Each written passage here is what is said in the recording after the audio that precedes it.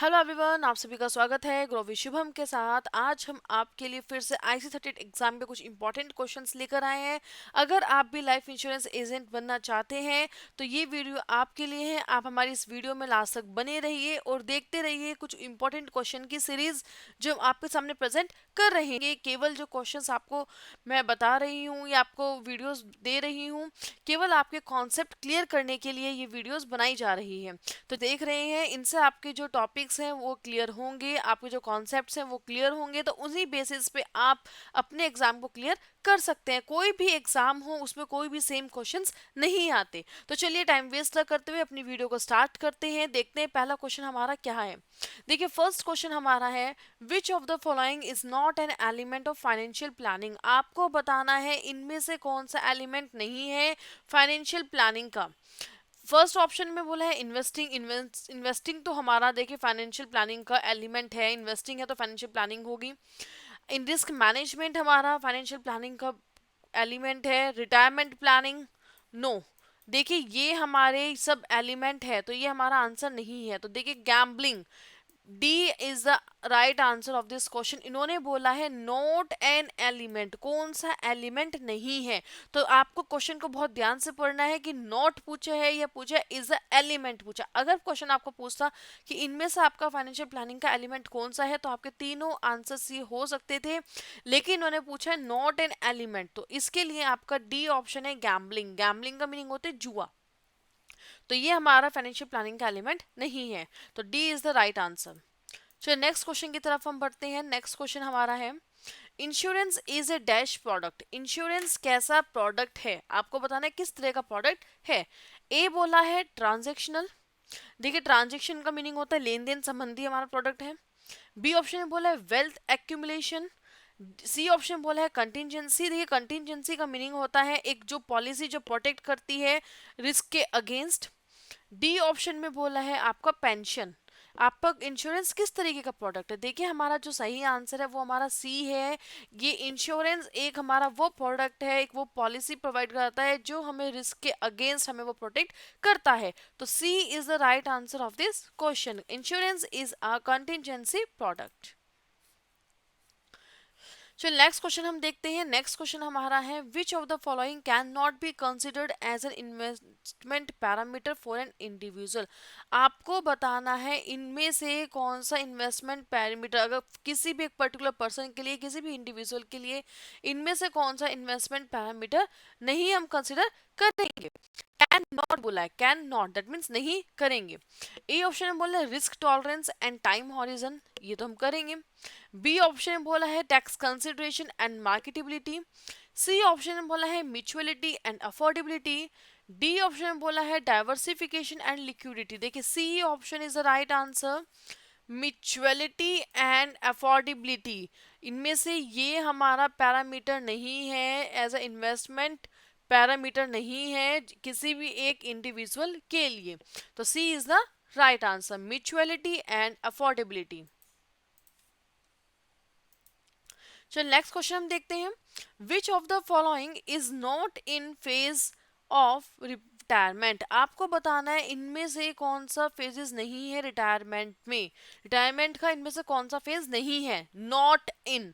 तो not again आपका question में बोला है नॉट, नहीं है। इनमें से आपका एक ऑप्शन है जो नहीं है, और जो ऑप्शन है वो सब हमारे फेजेस ऑफ रिटायरमेंट में आते हैं। अब ए ऑप्शन ने बोला है एक्यूमुलेशन, एक्यूमुलेट करना। बी ऑप्शन में बोला है डाइवर्सिफिकेशन। सी ऑप्शन में बोला है कंजर्वेशन, कंजर्व करना। डी ऑप्शन में डिस्ट्रीब्यूट करना, बांटना।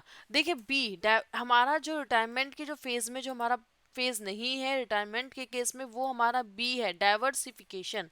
तो B is the right answer of this question. चलो नेक्स्ट क्वेश्चन की तरफ हम चलते हैं। Life insurance is a dash product. Life insurance किस तरीके का प्रोडक्ट है। देखिए ये आपसे किसी भी तरीके से क्वेश्चन पूछ सकते हैं, अलग अलग तरीके से क्वेश्चन पूछ सकते हैं कि इंश्योरेंस किस तरह का प्रोडक्ट है, लाइफ इंश्योरेंस किस तरह का प्रोडक्ट है। ये क्वेश्चंस मैंने इस तरह के क्वेश्चंस आपको पहले भी बताए हैं, ये इंपॉर्टेंट होते हैं, ये किसी भी फॉर्म में मोल्ड करके आपसे पूछ सकते हैं। ए ऑप्शन बोला है टेंजिबल प्रोडक्ट है। बी इंटेंजिबल, देखिए आपको टेंजिबल का मीनिंग बताया, तो टेंजिबल का मीनिंग होता है हमारा एक जिसको हम टच कर सकते हैं, जिसको हम फील कर सकते हैं, जैसे बिल्डिंग हो गई, इक्विपमेंट्स हो गए, तो वो हमारा टेंजिबल है। तो हमारा लाइफ इंश्योरेंस तो टेंजिबल प्रोडक्ट नहीं है, इनटेंजिबल प्रोडक्ट है। लाइफ इंश्योरेंस हमारा इनटेंजिबल प्रोडक्ट है। B is the right answer of this question, कि जिसको हम टच नहीं कर सकते वो हमारा है life insurance is a intangible product. B is the right answer of this question. चलिए नेक्स्ट क्वेश्चन की तरफ हम चलते हैं। देखिए फ्रेंड्स, मैं आपको बैक टू बैक क्वेश्चंस आपको बता रही हूँ, दे रही हूँ, टाइम वेस्ट ना करते हुए, तो वीडियो में लास्ट तक बने रहिए और देखते रहिए। कुछ भी आपको इंपॉर्टेंट लगता है वो आप नोट करते रहिए, कि जो आप एग्जाम से पहले उसको रिवाइज कर सकते।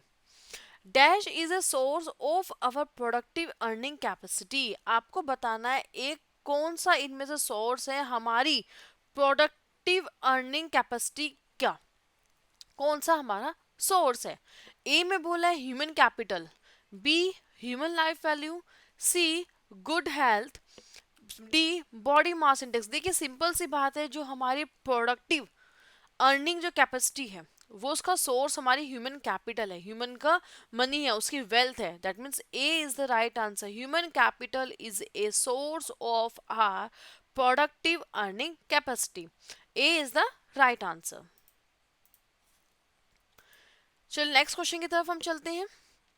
ए प्योर एंडोमेंट प्लान, आपको बताना है कि एक प्योर एंडोमेंट प्लान कौन सा होता है। पहले हम देखते हैं, ये ऑप्शन में बोला है प्रोवाइड्स पेंशन, जो आपको पेंशन प्रोवाइड कराता है आपके सर्वाइवल के बाद। बी ऑप्शन में बोला है प्रोवाइड्स ओनली सर्वाइवल बेनिफिट, जो सर्वाइवल बेनिफिट प्रोवाइड कराता है। सी ऑप्शन में बोला है is cheaper than a term insurance plan, एक प्योर एंडोमेंट प्लान एक वो है जो आपको टर्म इंश्योरेंस प्लान से चीपर है, सस्ता है। डी ऑप्शन में बोला है it is not primarily a saving program, ये सेविंग प्रोग्राम नहीं है। देखिए सिंपल सी बात है, एक जो प्योर एंडोमेंट प्लान होता है ये आपको सर्वाइवल बेनिफिट प्रोवाइड कराता है, केवल सर्वाइवल बेनिफिट प्रोवाइड कराता है। That means B is the right answer. एक प्योर एंडोमेंट प्लान आपको सर्वाइवल बेनिफिट प्रोवाइड करता है, तो B is the right answer. चलिए नेक्स्ट क्वेश्चन की तरफ हम बढ़ते हैं। Dash are commonly added to provide supplementary benefits to a life insurance policy. आपको वो टर्म बतानी है, उस टर्म को हम क्या बोलते हैं, जो जब हम लाइफ इंश्योरेंस पॉलिसी को लेते हैं तो वो हमें एक सप्लीमेंट्री बेनिफिट्स प्रोवाइड कराती है, तो उसको हम क्या बोलते हैं, उस टर्म को हम क्या बोलते हैं। जैसे कि ए ऑप्शन में बोला है राइडर्स बोलते हैं, बी ऑप्शन में बोला है टॉप अप, सी ऑप्शन में बोला है टॉपिंग्स, डी ऑप्शन में बोला है बेस पॉलिसी। देखिए ए राइडर्स, राइडर्स हम उसको बोलते हैं जो एक सप्लीमेंट्री बेनिफिट हमें मिलता है हमारी इंश्योरेंस पॉलिसी में, तो उसको हम राइडर्स बोलते हैं। जब भी आप अपनी लाइफ इंश्योरेंस पॉलिसी को परचेज करेंगे तो आप अपने एजेंट से, आपके जो कस्टमर हैं, आप उनको बता सकते हैं आप कौन सा राइडर चूज करना चाहते हैं, आप कौन सा सप्लीमेंट्री बेनिफिट चूज करना चाहते हैं जब अपनी इंश्योरेंस पॉलिसी में, तो उसको हम बोलते हैं राइडर्स। हमारे बहुत तरीके के राइडर्स होते हैं, जैसे हमारा प्रीमियम वेवर बेनिफिट होता है राइडर्स में, हमारा हो गया क्रिटिकल इलनेस राइडर हो गया, तो इस तरीके के राइडर्स होते हैं। जब भी हम पॉलिसी परचेज करें तो हमें राइडर्स चूज करने होते हैं एज अ सप्लीमेंट्री बेनिफिट, तो ए इज द राइट आंसर। चलिए नेक्स्ट क्वेश्चन की तरफ हम चलते हैं।